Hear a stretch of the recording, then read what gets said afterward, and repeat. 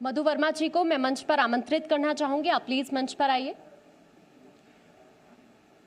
और इसी बीच पंकज संघवी, अध्यक्ष गुजराती समाज इंदौर से, आपको भी मैं मंच पर आमंत्रित करना चाहती हूँ।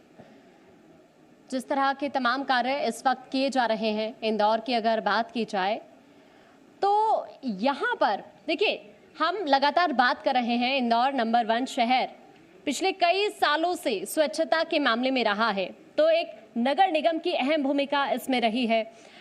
यहाँ पर हमारे बीच आज जो खास मेहमान मौजूद हैं उनसे हम जानने की यही कोशिश करेंगे कि किस तरह से आगे कदम उठाए जाएंगे या अभी किस तरह से कार्य किया जा रहा है। मृदुल, ओवर टू यू। धन्यवाद आकांक्षा। हमने लगातार देखा कि हर क्षेत्र में बेहतरी के लिए काम किए जा रहे हैं और उसमें समाज से ऐसे लोग निकलकर सामने आते हैं जो समझते हैं कि हमें इस दिशा में काम करना होगा, तब हमारा शहर अच्छा होगा, हमारा क्षेत्र अच्छा होगा, हमारा प्रदेश अच्छा होगा। और अभी हमने देखा कि आप दोनों ने उसी दिशा में काम किया है। सबसे पहले मधु जी, मैं आपके पास आना चाहता हूं क्योंकि अभी तक जिस भी तरीके से हमने देखा है, चाहे क्षेत्र में काम हो रहा हो या लोगों की बेहतरी के लिए काम हो रहा हो, हमेशा लोगों के सामने चुनौतियां थीं, उनको पार किया और फिर एक कार्य किया गया। लेकिन सामाजिक भावना बहुत ज़रूरी होती है, यानी सोशलाइजेशन बहुत ज़रूरी हो जाता है। तो उस दिशा में पद पर रहते हुए किस तरह से आपने काम किया? निश्चित है, मध्य प्रदेश जी न्यूज़ को मैं बधाई देता हूं कि आज उन्होंने इंदौर के अंदर ऐसा अच्छा आयोजन रख कर के सारे जिस तरह से मध्य प्रदेश को आगे बढ़ाने का काम कैसे हो सकता है उस दिशा में काम किया। मैं मेरे साथ पंकज भाई को भी धन्यवाद देता हूं कि आज मेरे साथ वो भी हैं। निश्चित है कि समाज के अंदर जब काम करने निकलते हैं तो मैं एक मैं थोड़ा सा पीछे ले जाना चाहूँगा। बिल्कुल।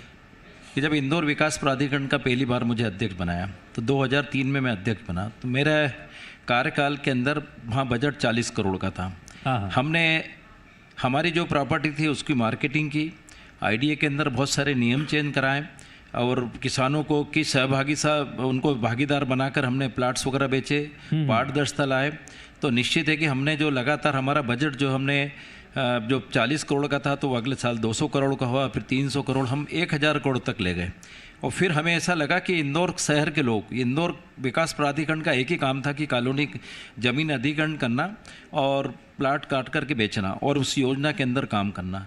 हमें लगा कि नहीं, जो यहाँ से इनकम होती है तो इस शहर की ज़मीन से होती है और इस शहर इंदौर विकास प्राधिकरण और नगर निगम से बहुत उम्मीद लगा के रखता है। हाउसिंग भी उसी प्रकार एक संस्था थी।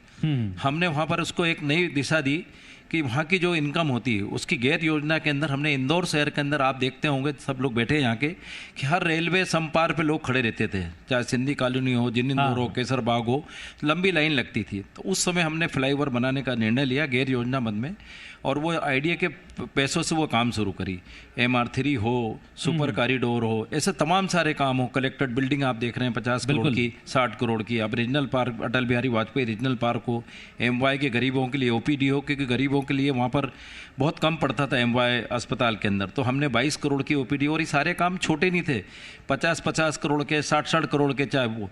तो ऐसे तमाम सारे काम इस शहर के अंदर हमने दिशा दी। जो बाईपास की कनेक्टिविटी थी, हाँ, MR10 बाईपास से जो है MR10 रिंग रोड पे, तो ये सारी कनेक्टिविटी हम लोगों ने बनाई। वहाँ से ज़मीन तत्काल अधिग्रहण करी। ज़मीन हमको इसलिए मिल गई कि हमने किसानों से सीधी बात करी, बात करने के बाद मिल गई। और विकास प्राधिकरण के अंदर जब मैं इस बात की खुशी कि मैंने यहाँ पर, चूँकि विषय दूसरे भी बहुत सारे हैं, बिल्कुल, तो मेरे को इस बात की खुशी थी कि मैंने इंदौर शहर के अंदर हज़ारों करोड़ के काम करने के बाद, कनेक्टिविटी के, उसके बाद जब मैं हटा तो वहाँ 2200 करोड़ रुपये में छोड़ के आया था।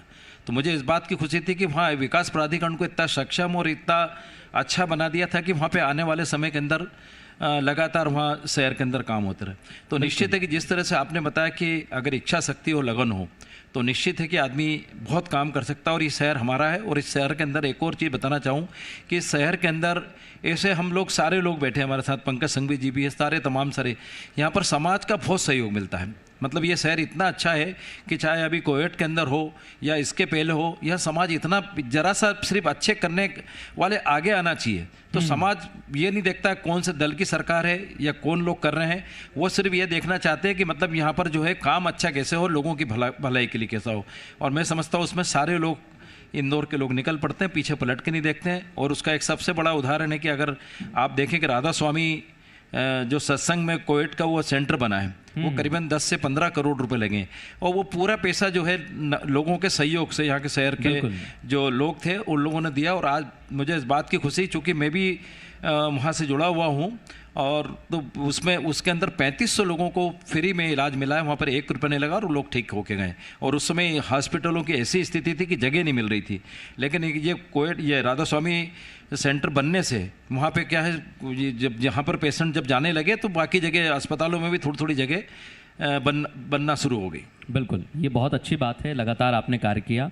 और जैसा आपने कहा कि आपने सक्षम बनाने का काम किया है, कार्य भी किए, और ऐसा नहीं कि ख़जाना पूरा खाली हो गया, कुछ पैसा उसमें आप छोड़ के भी आए जो इंदौर के विकास के लिए अभी भी काम में लाया जा रहा है। उसमें 40 करोड़ थे जब बना था, और उसके बाद किस रफ्तार से बढ़ा है वो आप खुद स्वयं जानते हैं। बिल्कुल। आपसे मेरा सवाल है पंकज संघवी जी, क्योंकि आपकी अगर मैं बात करूं तो गुजराती समाज के ट्रस्ट के अध्यक्ष आप हैं, तो इसके नाते मैं आपसे जानने की कोशिश करूंगी, एजुकेशन को लेकर मेरा आपसे सवाल है, आप किस तरह से देख रहे हैं? पिछले साल एडमिशन कम हुए थे कोरोना के कारण। कम से कम हर कॉलेज स्कूलों में 1-1 हज़ार बच्चा कम आया। आप अंदाज लगा लीजिए कि कितनी तकलीफ में परिवार थे जो अपने बच्चों को नहीं पढ़ा पाए। वो पहले उनकी हालत ठीक होना चाहिए, और इस कार्यकाल में भी अब एडमिशन चालू होंगे, तो मैं उम्मीद करता हूँ कि एडमिशन होएं। पिछली बार बहुत स्कूल कॉलेजों के साथ साथ परिवारों में भी रुपए पैसे की कमी रही। बिल्कुल, मुख्य कारण इसका ये रहा। पहले हम लोग 24,000 बच्चे करीब करीब पढ़ाते थे, 3-4 हज़ार बच्चे हमारे कम हो गए थे। और इस बार सरकार ने सबको पास किया है, 12th में भी पास हुए हैं, तो उम्मीद करता हूँ कि फर्स्ट ईयर में एडमिशन अगर आ जाएं तो कुछ होगा, नहीं तो बहुत तकलीफ आएगी। कुछ college, private colleges, private schools बंद हो जाएंगे, ऐसा मैं उम्मीद करता हूँ, क्योंकि लोगों के पास हालत ठीक नहीं है। और अभी माननीय मुख्यमंत्री जी ने स्कूल 26 से खोल दिए हैं, 11th और 12th, अभी 2 खोले हैं, फिर 15 अगस्त से खोलेंगे, ऐसा निर्णय माननीय ने किया है। तो ये सब चीज़ जो धीरे धीरे खुल रही है, इसका इफ़ेक्ट आएगा, और मैं चाहता हूँ कि ये सब वापस सुचारू रूप से चले, ऐसी व्यवस्था हो, और जो मध्यम श्रेणी के परिवार को नुकसान हुआ है, नौकरियां गई हैं, ये सब वापस सुचारू रूप से धीरे धीरे ठीक हो जाए, यही होगा तो ही स्कूल कॉलेज चल पाएंगे। मैं सवाल ज़रूर करना चाहूँगा, क्योंकि आपने लोगों की कठिनाइयों का जिक्र किया कि लोग किस तरीके से परेशान हैं। अभी स्कूल खुल जाएंगे, और स्कूल्स की अगर बात करें या जो कॉलेज संचालक हैं उनकी बात करें, उनके सामने भी बहुत सारी चुनौतियाँ थीं, उन्होंने भी अपने आप को बदला। आपको लगता है कि ये बदलाव बहुत ज़रूरी था समय के हिसाब से, और ठीक तरीके से बदला, बच्चों तक शिक्षा ज़रूर पहुंचाई भले ही स्कूल ना खुले? देखिए, ऑनलाइन शिक्षा दी, उसमें भी बहुत तकलीफ है। बोलना सरल होता है कि ऑनलाइन आपने करी दी। एक परिवार में एक फ़ोन है, पिताजी फ़ोन ले जाए या बच्चे को पढ़ाए। एक परिवार में 2 बच्चे हैं, वो हमसे रिक्वेस्ट करते थे कि आप 9वीं वाले बच्चे को अलग पढ़ाइए, यानी अलग टाइम दीजिए, और छोटी क्लास के बच्चे को अलग टाइम दीजिए। हमको वो सब भी करना पड़ा कि घर में एक ही फ़ोन है। बिल्कुल, कहाँ से करेगा आदमी? ये सब कठिनाइयाँ आई हैं। जब तक स्कूल नहीं खुलेंगे, जब तक ये कठिनाई चालू रहेगी। ऑनलाइन पढ़ाई एक ठीक है, आपने पढ़ा दिया और बच्चे को पास कर दिया, वो ठीक है, जो भी हुआ उनका साल बर्बाद नहीं हुआ। लेकिन जिस परिवार ने एडमिशन नहीं लिया, अभी अब लोग ऐसे आ रहे हैं जिनने 9वीं में रजिस्ट्रेशन ही नहीं कराया। बिल्कुल, आप कह रहे हमारे बच्चों को पास कर दो आप। अरे हमारे हाथ में ही नहीं, अजमेर से रजिस्ट्रेशन होता है, हम कहाँ से करेंगे? हम समझा के थक रहे हैं अब कि आपने एक किस भर्ती होती है, हम आपका रजिस्ट्रेशन कर देते, आपने एडमिशन ही नहीं लिया तो कहते हैं हम आप भरने को राजी। तो ये सब कठिनाइयाँ स्कूल मैनेजमेंट को फेस करना पड़ती है, और ये सब स्कूल खुलने के बाद ही मालूम पड़ेगा कि कितने बच्चे इस साल आ रहे हैं, नहीं आ रहे हैं, क्या हो रहा है। कॉलेजों में भी 1-1 हज़ार बच्चे कम आए पिछली बार। उसका इफेक्ट 3 साल तक आएगा। और इस दौरान एक चीज़ और है, क्योंकि जहाँ शिक्षा की बात हुई, हर सेक्टर थोड़े बहुत प्रभावित हुए हैं।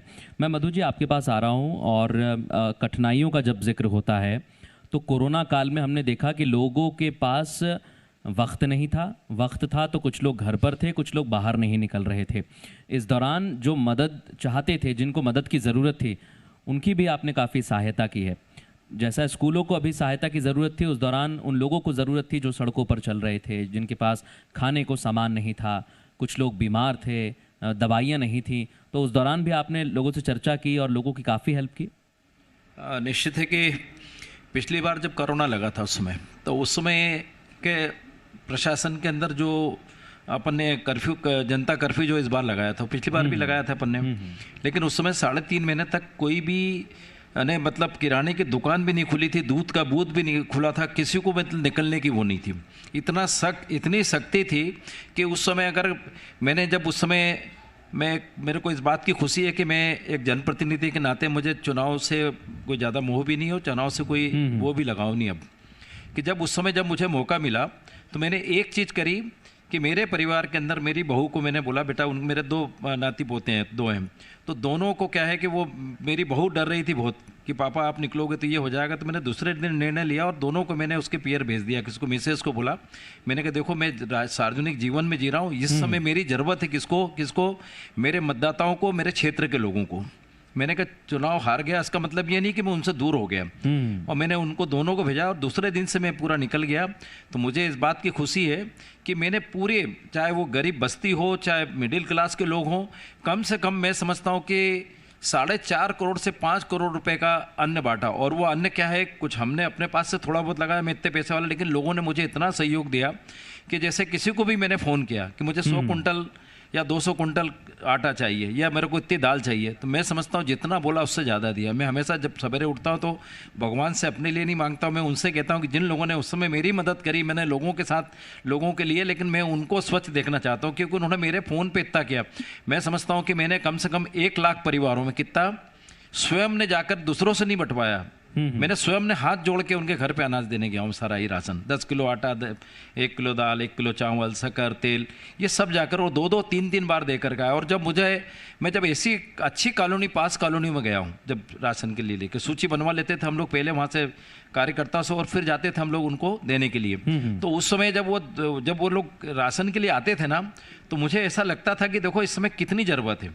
तो मैं समझता हूँ कि उस समय 3.5 महीने मैंने लगातार काम किया, और मैं समझता हूँ कि वो मेरे जीवन का ऐसा कार्यकाल था कि मतलब मैं समझता हूँ मैं अपने आप को धन्य हो गया करके। अभी भी जब ये कोरोना का ये सेकंड लेयर थी, उस समय भी सवेरे से लेकर रात तक हम लोग लगे रहिए, कहाँ कैसे मदद करना है। लोगों की अस्पतालों में जगह नहीं थी तो लोगों के हॉस्पिटल वालों के हाथ पैर जोड़ के कैसे भी करके उसको भर्ती कराना और उसका इलाज कराना, बहुत काफ़ी मतलब जितना हम लोग कर सके हमने करा उस समय। और मैं समझता हूँ आखिरी में फिर हम लोगों ने लोगों से मदद मांगी, तो हमने 31 ऑक्सीजन मशीन जो होती है, जो करीब 50,000 की आती, वो भी हमने भी करी, लोगों से भी सहयोग लिया, वो भी हम लोगों ने हमारे मंडलों में सब दूर दिया ताकि लोगों को ये ऑक्सीजन के उस समय बहुत सिलेंडरों की बहुत तकलीफ थी, मतलब मिल नहीं रही थी उस समय। लोग ऐसे सवेरे से जो व्यक्ति निकलता था दूसरे दिन तक खड़ा रहता था अपने परिवार के लिए ऑक्सीजन सिलेंडर के लिए, वो गैस वो भरने के लिए, ऑक्सीजन के लिए। और ऐसा मंजर मैंने कभी नहीं देखा जिस तरह का अभी देखा है। एक और चीज़ मैं बताना चाहूँगा कि अभी जैसे ही कोरोना ख़त्म हुआ तो उस समय उसके बाद में लगातार मैं सारी पूरी विधानसभा में जब घूमा, मैं एक घर सवेरे से लेके निकलता तो रात को करीबन 100-125 घर होके आता था, सूची बना के एक घर जो सामान्य मृत्यु हुई और जो कोरोना से गए। मैं समझता हूँ शाम को जब मैं आता था तो मुझे रोटी अच्छी नहीं लगती थी। मैं मिसेस को, अपने लोगों को बताता था, अपने कार्यकर्ता तो रहते थे वहाँ के, पर मुझे रोटी अच्छी नहीं लगती थी। मैं आपको ये मन की बात बता रहा हूँ यहाँ पर। और मैं समझता हूँ कि जितने परिवार के लोग गए थे, जो ऐसे परिवार कई थे, मैंने सूची बनवाई है अभी उसकी, कि किसी घर में 3 लोग चले गए। एक तहसीलदार थे, 2 उनके बेटे थे, एक बेटा था। हम 2 जगह की सूची थी बैठने जाना था। जैसे हम उनके घर पे बैठने गए दत्तनगर के अंदर, तो वो उनका तीसरा बेटा एक दिन पहले चला गया। तो उनके अंकल थे, उनके भाई थे जो शांत हो गए। तो उन्होंने बोला कि भैया वो एक बेटा वो था, वो भी चला गया। और एक बेटी थी, वो संघर्ष कर रही हॉस्पिटल के अंदर, वही पढ़ी लिखी यंग, मतलब ऐसे मतलब मैंने देखे, मतलब एक के माता पिता चले गए, उसकी पत्नी चली गई और 5 साल की बच्ची, और वो बचा 35 साल का व्यक्ति। मतलब ऐसे ढेर सारे जो केस थे। तो अभी एक ही हम लोगों ने, अभी भी कोई ख़त्म नहीं हुआ हम लोगों का काम, पंकज भाई का, हम लोगों का काम ख़त्म नहीं हुआ। हमको लगातार पूरे साल भर मेहनत करना पड़ा। पंकज भाई तो अपने क्षेत्र में करते ही काफ़ी काम जिस क्षेत्र में है, लेकिन अभी काम ख़त्म नहीं हुआ है। ऐसे परिवार है कि जिनके परिवार में अब कमाने वाला नहीं रह गया। कई ऐसे लोग मर गए, 30-35 साल की बच्ची है, उसके 2 बच्चे हैं, और वो बच्चे मतलब क्या है कि अब उनकी पढ़ाई के लिए वो किराए का मकान है। तो जब हम गए तो जब उसके आंसू देखे ना, तो बोले मतलब हम उस समय कुछ बोलने की स्थिति में नहीं रहते हैं। लेकिन इस बात की मुझे खुशी है कि मैं लगातार अभी मैं लगा हूँ इस काम के अंदर कि कम से कम, और मैं हर एक कार्यकर्ता को बोलता हूँ कि हाँ, हर व्यक्ति एक व्यक्ति का आंसू पोंछे, एक व्यक्ति की चिंता करे तो मतलब तुम्हारा जो है जीवन सुधर जाएगा कभी अपन, क्योंकि हमको बचाया इसीलिए है कि इनकी चिंता करने के लिए। जो चले गए हैं वो उनकी चिंता करके हमको आज हमको कुछ नहीं हुआ, तो इसका मतलब ये नहीं कि हम बहुत वो थे, लेकिन अगर वो चला गया तो हमको सारे लोगों को मिलकर, पूरे समाज को, इंदौर के कहीं पर भी हो, हम एक एक व्यक्ति की अगर चिंता कर लेंगे तो मैं समझता हूँ कि ये मेरा संदेश अगर सब दूर आप पहुँचा सके तो पहुँचाना चाहिए कि हर व्यक्ति एक व्यक्ति का दर्द बांट ले। जैसे पंकज भाई ने कहा अभी कि एक व्यक्ति की जैसे फीस उसकी माफ़ करवा दे, साल भर पढ़ा दे, या कोई ऐसा व्यक्ति मेरे शरीर का हो कि 1 साल की फीस उसकी खुद भर दे, कुछ तो कम करा दे स्कूल से और कुछ अपने पास से भर दे।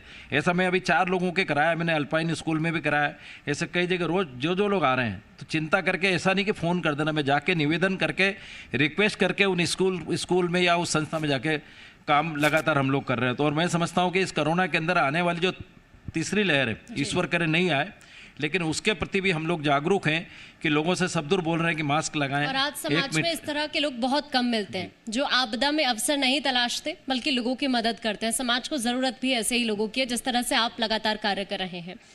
पंकज जी, आपसे मेरा सवाल है, चूंकि कोरोना काल में सबसे ज्यादा जो असर पड़ा वो शिक्षा और स्वास्थ्य पर पड़ा, लेकिन शिक्षा को लेकर मैं आपसे जानना चाहूंगी कि सरकारी स्कूल की मैं बात करूं या प्राइवेट स्कूल्स की मैं बात करूं, तो और ज़्यादा कैसे बेहतर इसको किया जाए एजुकेशन को? देखिए, मैं आपके बात के जवाब के साथ साथ ये भी बताना चाहता हूं कि कोरोना काल में हम लोगों ने हमारी स्कूल में 33 बाइयों से हमने बिठा के पूरे समय 1 करोड़ रुपए से ऊपर का अनाज के पैकेट बनवाए, और उसमें कोई पार्टी लेवल का काम नहीं किया था। हर दरवाजे पे अनाज दिया गया। जितनी बस्तियां हैं इंदौर की, इधर की, सब दूर की, उस पे अनाज घर घर दिया। किसी भी प्रकार की कोई भी राजनीतिक दृष्टि से काम नहीं किया गया था। दूसरा, अब आप सरकारी स्कूल की बात कर रही हैं, मैं मधु भाई से छोटा हूँ, हमारे संबंध बहुत मधुर हैं आपस में। सत्ता पक्ष के लोग हैं, इनको पहल करना चाहिए, कलेक्टर साहब के साथ बैठकर हमको बिठाएं साथ में। मैं विश्वास दिलाता हूँ कि इंदौर के जितने सरकारी बड़े स्कूल हैं, सरकार चाहें, हम लोगों को विश्वास में लें, सारे स्कूल ठीक कर देंगे। जिस तरह से दिल्ली में सरकारी स्कूल में लोग पढ़ने जाते हैं, ऐसा इंदौर में सरकारी स्कूल में पढ़ने जाएंगे। हाँ। एक 125 बिस्तर का हॉस्पिटल लाने जा रहा है। आज इस कोरोना काल में किस तरह की बिलिंग हुई है, इसका अंदाज आप लोग, जिसके परिवार में जो भर्ती हुआ है वही लगा सकता है, हर कोई नहीं लगा सकता है। अनाप शनाप बिलिंग प्राइवेट हॉस्पिटल्स ने करी और अनाप शनाप पैसा लिया गया। हम चाहते थे, इसको देखते हुए हमने हमारी एक बिल्डिंग गुजराती समाज की बॉम्बे हॉस्पिटल रोड पर, मेन रोड पर ही है, उसको हमने तोड़ फोड़ चालू कर दी। हमने बाथरूम्स बनाना चालू कर दिए। हमने लिफ्ट के 4 गाले काट दिए हैं, 4 लिफ्ट लगा रहे हैं हम उसमें, और मैं उम्मीद करता हूँ कि 4-5 महीने में मैं उसमें एक हॉस्पिटल गुजराती समाज ले आएगा। और दूसरों की अपेक्षा मैं इतना, तो जिस तरह से हम लोग गुजराती समाज अब कम कीमतों में हम पढ़ाते हैं बच्चों को, इसी कम कीमतों में हम उस अस्पताल को इंदौर की जनता को देने जा रहे हैं। अच्छी बात है। और हम उम्मीद करते हैं कि इसको सितंबर अक्टूबर तक हम चालू कर लें। ऐसी व्यवस्था हम कर रहे हैं। हम सिटी स्कैन की मशीन हमने ऑर्डर्स कर दी, हमने सब तरह की मशीनें ऑर्डर्स कर दी हैं, और आप विश्वास करें कि 40 बिस्तर का उसमें कम से कम आईसीयू रहेंगे अलग अलग। ये बहुत अच्छी बात है कि कम पैसे में सारी सुविधाएं आप देना चाहते हैं। और हम सब तरह का हॉस्पिटल्स आपको देखने को मिलेगा इंदौर शहर में। ये एक तरफ बॉम्बे हॉस्पिटल है, एक तरफ अपोलो है, एक तरफ मेदांता है, और बीच में एक गुजराती समाज का हॉस्पिटल। ये बहुत जरूरी है। जैसे इंडस्ट्रीज बढ़ रही हैं, वैसे स्कूल्स भी बढ़ने चाहिए, वैसे ही अस्पतालों का भी उतना ही महत्व है कि एक शहर में हम लोग ये प्रयास करेंगे और आप सबको देखने को मिलेगा। हम एक बार जी न्यूज़ का बहुत बहुत धन्यवाद कि हम भी आपको बहुत शुभकामनाएं देते हैं कि आप जल्द ही इंदौर वासियों के लिए अस्पताल की शुरुआत करें। मधुबाई ने जो कहा है कि मैं माननीय कलेक्टर साहब से और मुख्यमंत्री जी से इस बारे में बात कर प्रयास करेंगे।